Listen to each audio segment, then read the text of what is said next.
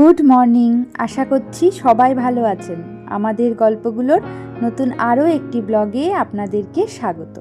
আগের দিনের ব্লগে তো আপনারা দেখেছেন আমাদের একজন জ্ঞাতি মারা গেছেন বলে ঘাট কামানের জন্য প্রচুর জামা কাপড় কাচা ধোয়া আমাদের করতে হয়েছে। তো আজকের ব্লগটি হচ্ছে ঠিক তার পরের দিনের ব্লগ। গতকাল এত জামা কাপড় একসাথে কাচাকাচি করার পরে রাত থেকে বেশ হাতে যন্ত্রণা করছিল। আজকে সকালবেলা ঘুম থেকে উঠেও দেখছি বেশ হাতটায় ব্যথা করছে, বিশেষ করে ডান হাতে। আসলে এত জামা কাপড় একসাথে কাচাকাচি করার অভ্যাস তো নেই। আমি প্রত্যেক দিন অল্প অল্প করে জামা কাপড় কাচাকাচি করি সব সময়, কারণ একসাথে জামা কাপড় আমি আগাগোড়াই বেশি কাচতে পারি না। যাই হোক, ভীষণ হাতে যন্ত্রণায় রাতে ঠিকঠাকভাবে তো ঘুম হয়নি, তবে ভোরের দিকে হাতে ব্যথাটা একটু কম লাগছিল। তারপর সকালবেলা ঘুম থেকে উঠে এখন দেখছি আবার ব্যথাটা আগের মতোই বাড়ছে। আজকে তাই সকাল থেকে কাজের প্রতি কোনো আগ্রহ নেই, ভালো লাগছে না, শরীরটা কেমন জানি ম্যাচ ম্যাচ করছে। কালকে রাতে যেসব বাসনগুলো ধুয়ে রেখেছিলাম সেগুলো সব জায়গা মতো রাখলাম, রান্নাঘরটাকে একটু আগে গুছিয়ে নিলাম সকালবেলা, তারপরে রান্না বান্না শুরু করছি।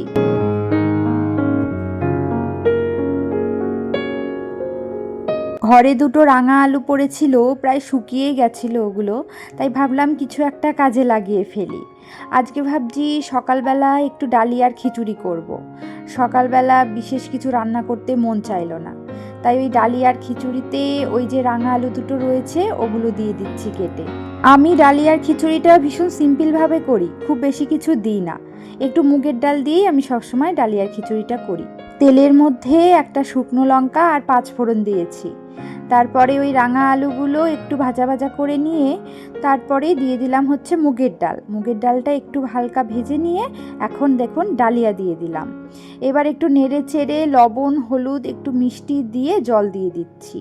আর ডালিয়ায় না একটু বেশি পরিমাণ জল লাগে, কারণ ডালিয়া দেখবেন একটু বেশি জল টেনে নেয়, তাই একটু বেশি করে জল দিয়ে দিলাম।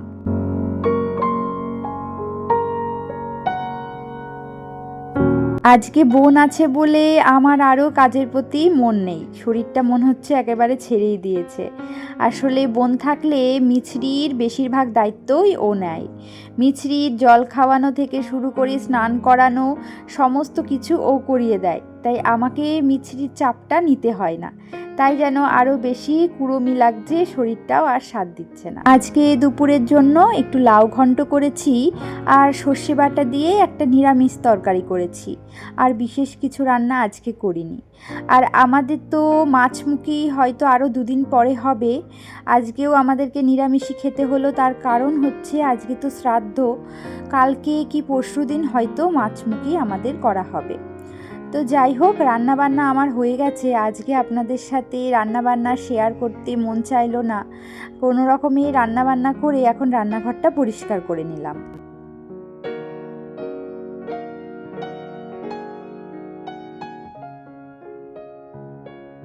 শরীরটা ভালো না লাগলেও রান্নাঘরটা আমাদেরকে পরিষ্কার পরিচ্ছন্ন রাখতেই হবে। বাড়ির মধ্যে ঠাকুরঘর আর রান্নাঘর এই 2 জায়গা প্রত্যেক দিন মোছা উচিত। তাই আমি কোনো কিছু মুছি আর না মুছি রান্নাঘরটাকে মুছে নিলাম। আজ আর শরীরটা দিচ্ছে না বলে ঘরগুলো মুছলাম না। কালকে এই র্যাকটা কাচার পরে হালকা একটু ভেজা ছিল বলে ব্যালকনি দড়িতে মেলা ছিল। আজকে সকাল থেকে রোদ্দুর উঠেছে বলে ভালো মতো শুকিয়ে গেছে, এখন ভাঁজ করে রেখে দিচ্ছি। আর এগুলো তো এখন তুলে ফেলতে হবে, কারণ বেশ কিন্তু গরম পড়ে গেছে।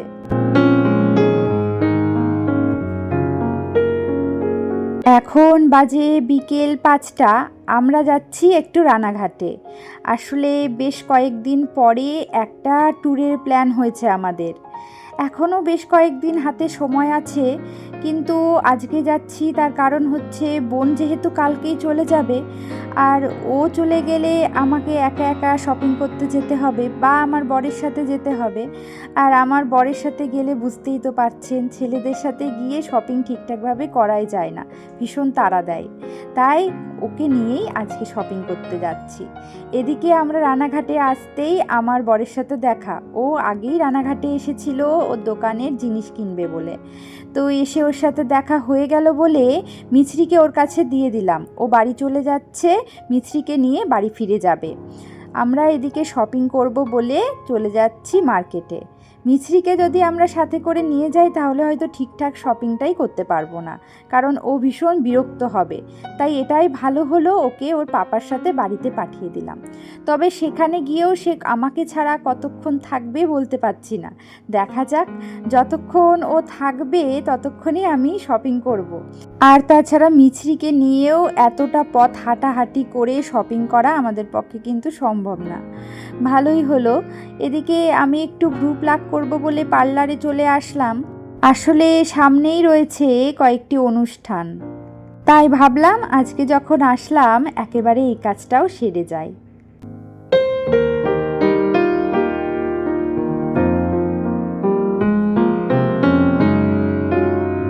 চলুন, আমার ভ্রু প্লাক করা হয়ে গেছে, এখন শপিং শুরু করব। আর এই পার্লারটার একদমই কাছে রানাঘাটের কলকাতা বাজার যে শপিং মলটা সেটা, তাই ভাবলাম এখানেও একটু ঢুকেই দেখি যে পছন্দ হয় কি না।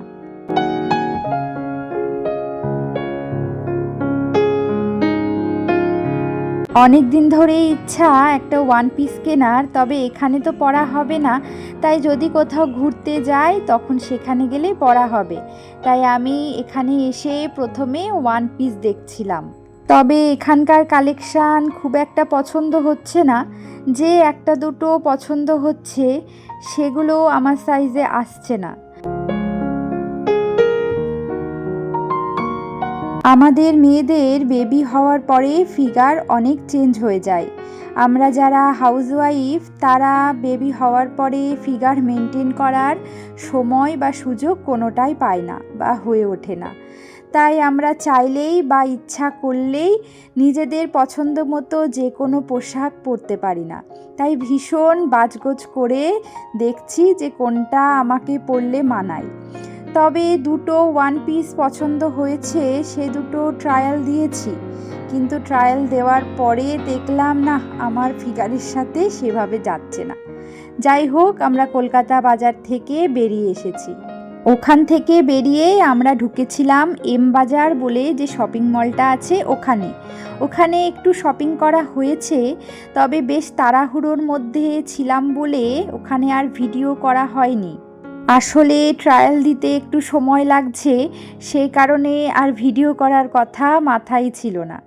যাই হোক, মিছরির জন্য একটা টুপি কিনলাম, তারপর চলে আসলাম ব্যাগের দোকানে। একটা ব্যাগ কিনবো, কারণ ঘুরতে গেলে একটা ব্যাগের ভীষণ দরকার, যেটাতে ছোটোখাটো টুকটাক জিনিসপত্র বা মিছরি প্রয়োজনীয় জিনিসগুলো ক্যারি করতে পারি। আর আমি বেশ অনেক বছর হয়ে গেলেও কোনো ব্যাগ কিনিনি। আপাতত আমার ঘুরতে যাওয়ার জন্য একটাও ব্যাগ নেই। যাই হোক, একটা ব্যাগ কিনে চলে আসলাম সানগ্লাসের দোকানে, কারণ সানগ্লাসও আমার নেই, বেশ কয়েক বছর হয়ে গেল সানগ্লাস কেনা হয় না। তবে সানগ্লাসের দোকানে থাকতে থাকতেই মিছরির পাপার ফোন আসলো। মিছরি ভীষণ কান্নাকাটি করছে, আমার কথা বলছে, তাই সানগ্লাসের দোকান থেকে দিলাম ছুট। সানগ্লাস আর পছন্দ করা হলো না। একটা সানগ্লাস পরে ট্রায়াল দেওয়ার পরেই ফোন চলে এসেছিল।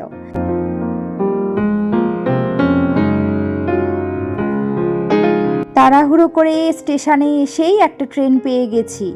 আজ আমাদের শপিং কমপ্লিট হলো না। যাই হোক, অন্য আর একদিন আসবো আবার। যেটুকু কিনেছি অবশ্যই আপনাদেরকে দেখাবো।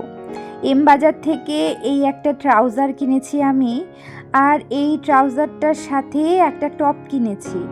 আর এই ট্রাউজারটার কালারটা ওয়াইন কালার বলতে পারেন। ফোনে বা ক্যামেরায় ভালো মতো বোঝা যাচ্ছে না, এটাকে দেখতে হয়তো অনেকটা ব্ল্যাক কালার মনে হচ্ছে, তবে লেখা আছে ওয়াইন কালার বা মেরুন কালারও বলতে পারেন। এদিকে এই টপটা কিনেছি, এটাকে আপনি ক্রিম কালার বা অফ হোয়াইট কালার বলতে পারেন। আর এই ব্যাগটাই চুজ করেছি। দুটো ব্যাগের মধ্যে কনফিউজ হচ্ছিল কোনটা নেব, এই ব্যাগটা পছন্দ হচ্ছিল। আর এই ব্যাগটার একটা ভালো দিক কি, এটা আমি দুরকমভাবে ইউজ করতে পারবো। আমি কাঁধেও নিতে পারবো, আবার চাইলে শাড়ি পরলে সাইডেও নিতে পারবো। মানে এই ধরনের ব্যাগগুলো আপনি শাড়ি বা ওয়েস্টার্ন ড্রেস উভয়ের সাথেই নিতে পারবেন। আর এটা ট্রেন ধরার ঠিক আগের মুহূর্তে তাড়াহুড়ো করে কিনেছি। এটা হচ্ছে আমাদের ডাইনিং টেবিলের জন্য একটা কভার। আর এখন গরম পড়ে যাচ্ছে, রোদে বেরোতে গেলে একটা টুপি ভীষণ প্রয়োজন, তাই মিছরির জন্য একটা টুপি কিনেছি। আজকে আমার সানগ্লাস আর ওয়ান পিস এই দুটো কেনা হলো না, বাকি থেকে গেল। আর একদিন শপিং করতে যেতেই হবে। যাই হোক, আজকের ব্লগটি এখানেই শেষ করছি।